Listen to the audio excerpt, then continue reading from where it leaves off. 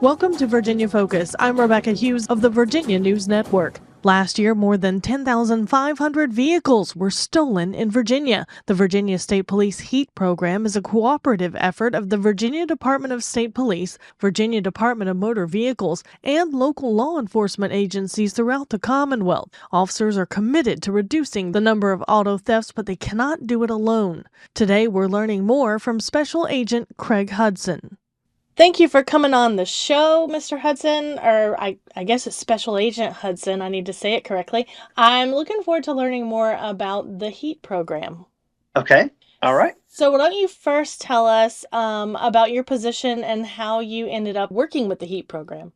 So I'm a special agent with the Virginia State Police, and there's two special agent positions in the HEAT program. And we are a community policing type position, a little bit of PR mixed in there. We do public events a lot and speak with the public, and we want to educate folks basically how not to get their car stolen.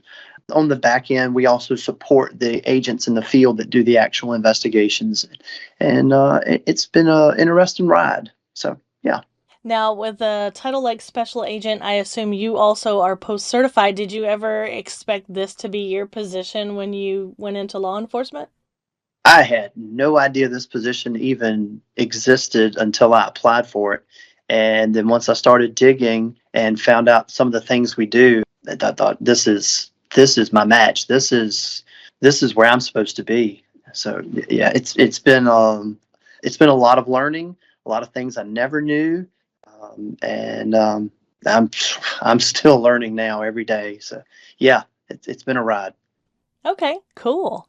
So that means you kind of worked your way into this. So you yourself have worked, I'm sure, some auto theft cases. Is this a problem that's been around a long time? Well, it's been around forever. The whole program got started because in the late 80s and early 90s, auto theft in Virginia was just out of hand. You're talking around 22,000 vehicles stolen in Virginia alone in 91. So in 1992, the Virginia legislature created the HEAT program, and it's not taxpayer funded. It's funded by the insurance companies. And since then, our numbers have dropped. Auto theft numbers have dropped since 92. You'd ask about auto theft cases I'd worked. As a road trooper, I had a man call me who had dropped his Dodge pickup off at the Dodge dealership to do just random maintenance, nothing serious or anything. And he had the forethought to write down the mileage on his odometer. He dropped it off on a Friday. When he picked it up on Monday or Tuesday, there was an insane amount of miles on it, 250, 350 miles. He reached out to me. I did some digging, and the mechanic was a little shady. He had driven the vehicle to Raleigh and gone clubbing, and yeah, he took someone else's vehicle, for a long joyride.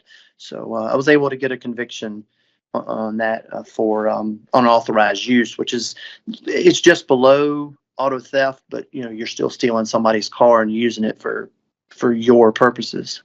So, Yeah, definitely. That's crazy. Like, I yeah, can't imagine being that bold. very bold. Yeah, bold is an understatement. So Okay, so are those difficult cases to work?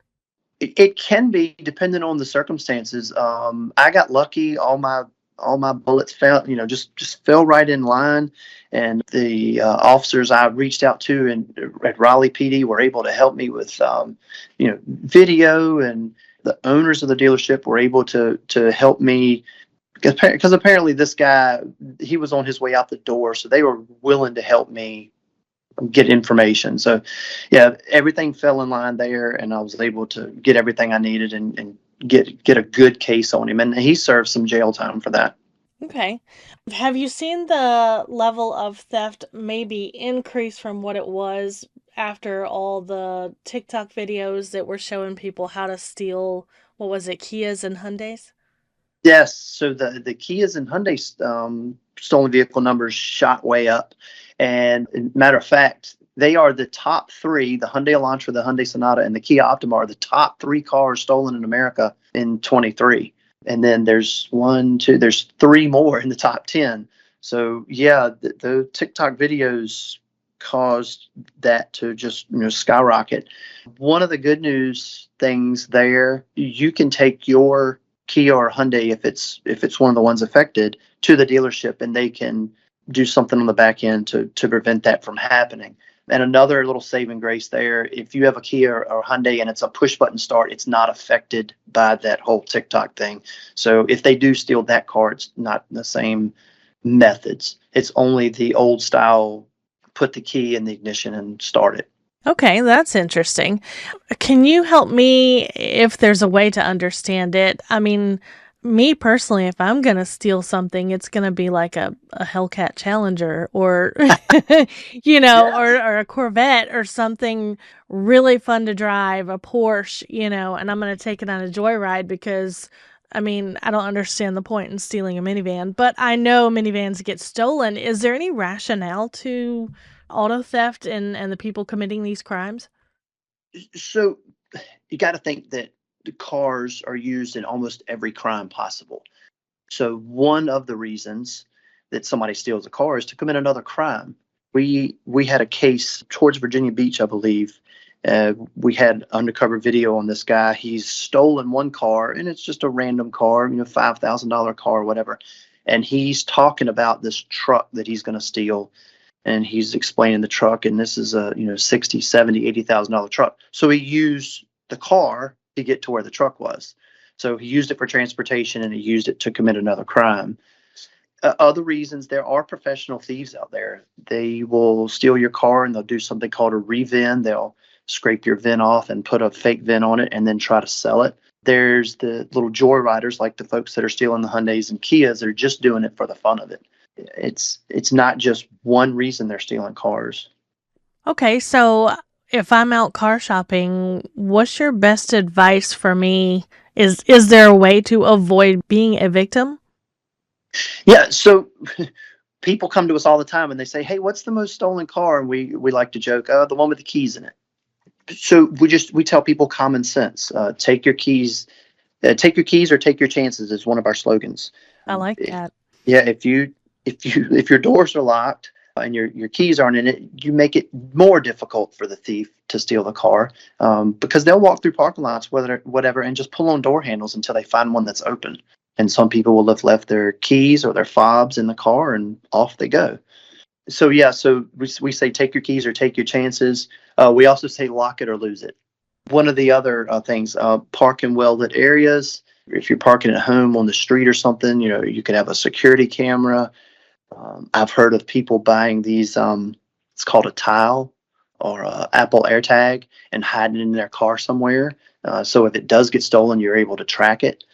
Remember from the 80s and 90s, remember the club, the thing you put on your steering wheel. Oh yeah.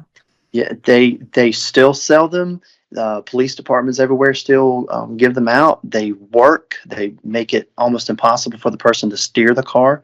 So there's several ways you can lower your chances of becoming a victim. Okay, well that's good. I mean, speaking of the club, I mean, it makes me remember the days when the reason to steal a car was, especially for young people, was, oh my gosh, look at the radio in there. So then they made the radios where you could pop off the face. You know what I'm talking about? Yeah, yeah, yeah. And it's like, is stuff like that still a reason? Is there something inside of a car that can be taken? I assume guns would be an easy answer to that. If a gun can be seen, then that would be a motivator. But are there any others?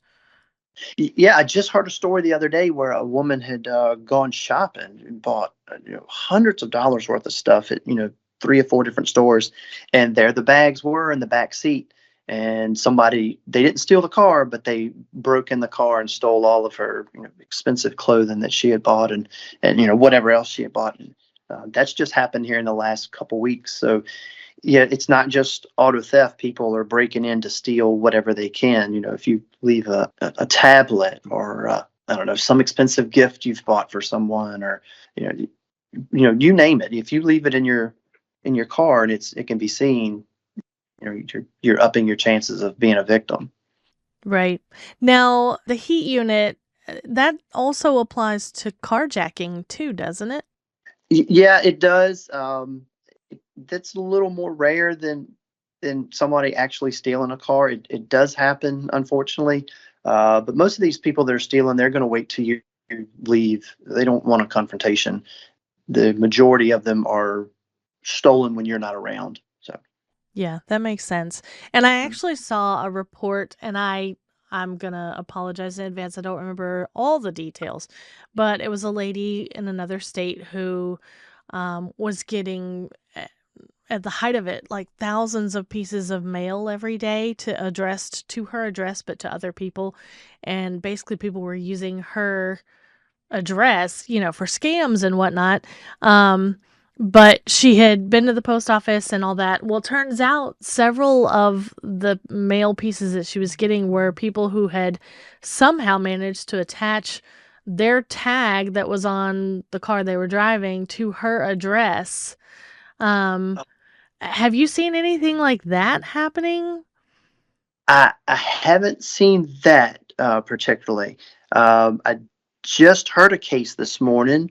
A guy that lives west of here had his ID stolen, and that person went to the dealership and bought a vehicle under this other person's name. And then who knows where it is now, because because John Doe bought the car, but John Smith, his name is on it. And so that'll be interesting to see where that case goes. But I haven't Yeah. seen heard of the one you're talking about. But that is a way that is a way that criminals work. Right. I mean, like she was getting toll notices where people had violated the tolls in different Uh, roads and driving in bike lanes and all the red light tickets and stuff. she was getting hit hard. Yeah.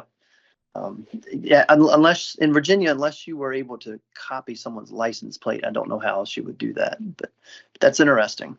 Yeah, I thought so too. Um, so can you share with us one of the more unusual cases that you've worked with the HEAT program? Oh, Yeah, putting you um, on the spot a little bit. well, let me tell you one about one of our agents that works out towards Virginia Beach. He's very, very good at his job, and somehow he was turned on to a Cadillac Escalade, and it was registered as a 2019 Escalade. And he knew enough about vehicles and whatnot or whatever. He said that's not a 19, and they did some digging, and sure enough it was an 18. It was remember when I was talking about reventing a vehicle. Somebody had done a very good job of putting a fake VIN on the windshield, and they were able to figure that out, and he got a really good case out of that. That criminal was very smart, and I've said it before. A lot of these criminals are really smart. It's too bad they don't use their smarts for good things Right? and for bad. So that was an interesting case because he was able to spot the difference in the 18 and the 19 just like that. So I thought that was really cool. Yeah, I'm the son my father never had, and I love cars. Yes, So yeah, I've always found that interesting. There's little tweaks, between the year models, and if you right. know your cars, you'll know stuff like that. Yeah. But here's my next question. Do you find that the newer cars like that and the VIN swapping is more of a problem, or is it older cars? Because I know, you know, cars didn't always have VIN numbers like that. So Right. is that still a danger, and how much of one? The newer it is, the harder it is because the auto manufacturers know that this is an ongoing problem, and they're able to put things in the car, for example, a motor number, a transmission number, something like that, and they were able to tie it back to that vehicle. And you're right, an older vehicle, a mid 90 something, say for example, may not have those features, and so yeah, it would be much easier for them to revend that older vehicle. You said something about VINs. All cars sold in America were required to have VIN numbers after, I want to say it's 1972, and then after 1981 they're all required to have 17 characters, and then each of those 17 characters means something. So it's not just willy nilly a bunch of characters. They all mean something. So, Right. But I'm a huge vintage car fan. As a matter of fact, I have a 1940 Ford, and ooh, the older ones like that, which you spend so much money to get restored and to keep running, how do you help people if something like that gets stolen? That's a really good question. With no serial number or anything on it, it would be really difficult. If you have a way of making it unique to you, putting a specific paint job on it, maybe you have certain wheels on it, anything you can to make it unique. And like I was saying before, you can always throw some type of GPS device or something like that in it if it were to get stolen, and you'd be able to track it.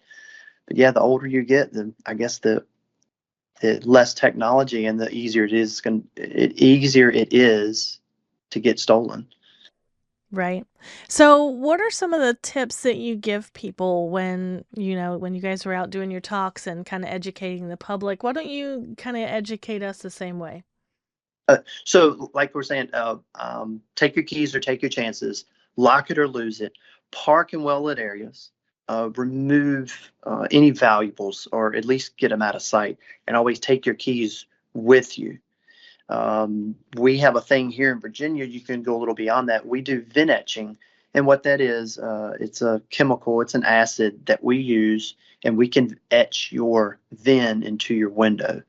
And what that does, that sort of deters the professional thief from stealing your vehicle. The reason why, the professional thieves, they re-VIN your vehicle. Well, if they see your VIN in all your glass, in all your windows, they would have to replace all the windows in order to be able to sell your car, and that gets really expensive. So that's a deterrent for them to move on to another vehicle. You can install an alarm. We talked about the club. You could put some type of immobilizer, and or you could spend a little money and put a tracking system in it, a high dollar tracking system. Okay, so do you guys charge for the VIN etching that you were talking about? We do not charge. We do events throughout the state at different places, and you just bring your car up, and as long as you're the registered owner, we will etch your windows. It takes about 5 minutes, and you're on your way. It's not. I don't know if you've ever had your windows tinted. You can't roll your windows down for 2 or 3 days or something. No, once we're done, you're good. There's no um, side effects or anything like that. It's nothing else you have to do once we're finished and wipe your glass off. And if you want to know where you can do that, we have a website, theheatreward.com. If you go to citizens and events, all of our public events are listed there, and you can find the VIN etching events. And we have a couple on the schedule right now and coming up in the next couple of months. Okay, let's hear about those just so people can go ahead and put it on their calendar. They're in the western part of the state near Christiansburg. Um, I'm sorry, I don't have the dates in front of me, but like I said, you can find them on the Heat Reward website. Um, the agent out there that works, she does a lot of these. So I'm sure if you keep checking on the website, there'll be more popping up. Okay. And if I wanted to host one, would I just get in touch with you and say, hey, I own a company or I'm part of an organization and we'd like to. Absolutely. For the same website, go to the website and say, we would like Heat to host an event. And you just type out what you want to do. Hey, I run a dealership at such location. Can y'all come do event etching on such and such a date? And we would do that. We just did event etching a couple weeks ago with Hanover Sheriff's Office, and it turned out to be a really good event. Wow, how many did you do? Do you remember? Uh, I want to say about 15 in about 3 hours. Oh, wow. Yes. Wow. That's Yes. really impressive. So your machine must be pretty fast. It's pretty quick. It's literally a tablet, Bluetooth to a printer, and we print off a little piece of paper. We spray your window, put this paper on, and I call it a bingo dauber because that's what it looks like. But it's got the acid in it, and you daub that on there. You let it sit there for 3 or 4 or 5 minutes, depending on the temperature, and peel it off, wipe it off, and you're done. It's a really quick process. It's really neat to watch. That really does sound cool. I'll have to check that out. Yeah. That is really unique. And how long has that technology been around? It's been around at least as long as I've been here. Maybe 5, 10 years or so. That's a good Okay. question. Yeah, this is the first I think I've really ever heard of that. So, Right. yeah, that's a really great idea. I hope more people in different areas, maybe outside of Virginia would hear this and maybe start using that as well if they're not already. You Um, mentioned you're in Georgia. I know Georgia is currently working on trying to get a program similar to ours there, but I don't know where they are in that process. I gotcha. Okay. Um, so I'm just curious, and you're the expert here. Is there anything that the audience needs to know that I didn't ask you about? So we have a unique thing in Virginia where you can submit a tip. So if you know such and such stole this car, or this person is trying to steal cars around, you can submit a tip on the Heat Reward website, and you can receive up to $25,000 reward if the person is arrested. So it's a good chunk of change to put in your pocket for being on the lookout. You hear the whole "see something, say something." Um, yeah, it could be a little money in your pocket. Yeah. Yeah, 25 grand. That's almost a brand new car. Almost. I'm sure there's some out there that if you do a base model or something that are still in that price range, but I mean, yeah, that's a quite a chunk of change. On the low end, just out of curiosity, what's the smallest reward y'all have ever given? Probably $1,000. It's just going to depend on how what the tipster was able to do. Did they simply see somebody on a Ring camera and called police and they were arrested down the street, or were they able to get undercover video and audio and go in these chop shops or whatever, and put themselves at a little risk? Those people are going to get a higher reward. So Yeah, for sure. Because it's just that much more evidence, and it really helps the case to be rock solid, yes. Okay. So how many people are in the HEAT program? So we have 7 field agents that handle investigations throughout the state, and then there's 2 of us that work here that run the actual crime prevention program here in Richmond at SPHQ. We also have an analyst that can help us with statistics and um, how many cars are stolen in this time frame, or this jurisdiction. I actually got some information from him for this interview to say, hey, this many cars are stolen, and so on and so forth. Um, our first sergeant, you've talked to Peter before. He runs the HEAT program and the Stamp Out Fraud program. So he is a wealth of information. He did my job before I came here. I took his place. So I bombarded him with a lot of questions.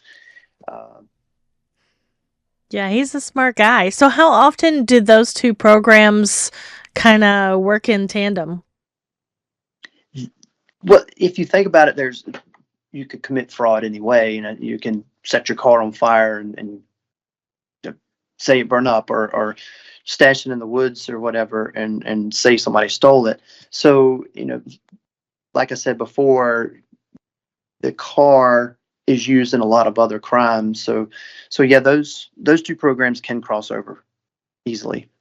Yeah, I was just thinking about people who maybe steal a car and then to get rid of evidence drive into a pond or, leave Right. it in the woods or something like that. So, We yeah. just had a case west of here where somebody reported their Silverado stolen, and the police found it in the woods, burnt. And we were able to send one of our agents out and find some numbers on it to prove that it was that vehicle. So that was really neat. Wow, that's awesome.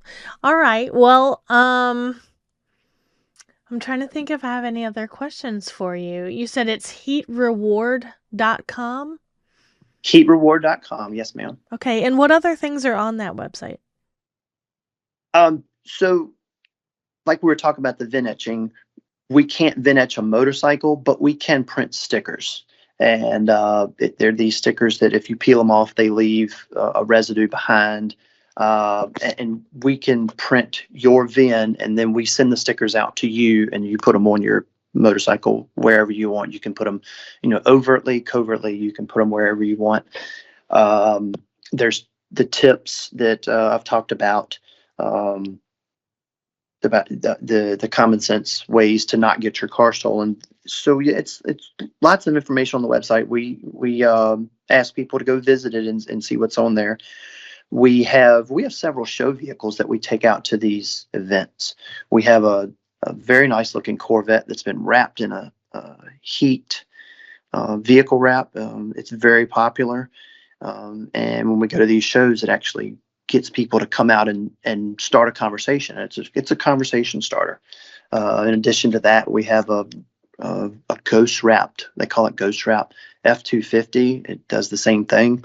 And we have an F-550 box truck that we do a lot of these VIN etchings out of. Pictures of all of those vehicles are on our Heat Reward website. And if your organization ever wanted to host some sort of event, that's how you would ask us to come out. Okay, that makes a lot of sense. So basically, as far as the motorcycles and pretty much any other thing that you might want to do that with, if you don't have a glass, like if there's fairings but no windshield on a motorcycle, then that's why you do the sticker version, right? Right. Because the acid, we can only etch glass. Okay. Now, is it still beneficial to, like, let's say you do have a glass windshield on a motorcycle, is it beneficial to go ahead and etch that, or would that be something that could be easily taken off? To my knowledge, we've never done that. I guess it's possible, but like you said, if they know their motorcycles well and they can just pop the windshield off, then what good does it do? I think on a motorcycle type situation, I think the stickers are a much better option than the VIN etching. Right. And is this limited to just roadworthy vehicles, or can you do it for ATVs and, golf carts and things like that too? Certainly, you can do it for ATVs. I know someone that did it for a tractor. Yeah, you can do anything that's got a VIN number, a PIN number. You can go to the Heat Reward website, and it's request motorcycle stickers, and we'll print them off and send them out to you. That's awesome. That is so cool. All right. Neat.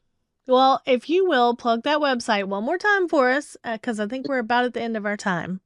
Okay, so it's heatreward.com, and please visit it. And there's lots of information. It's always changing.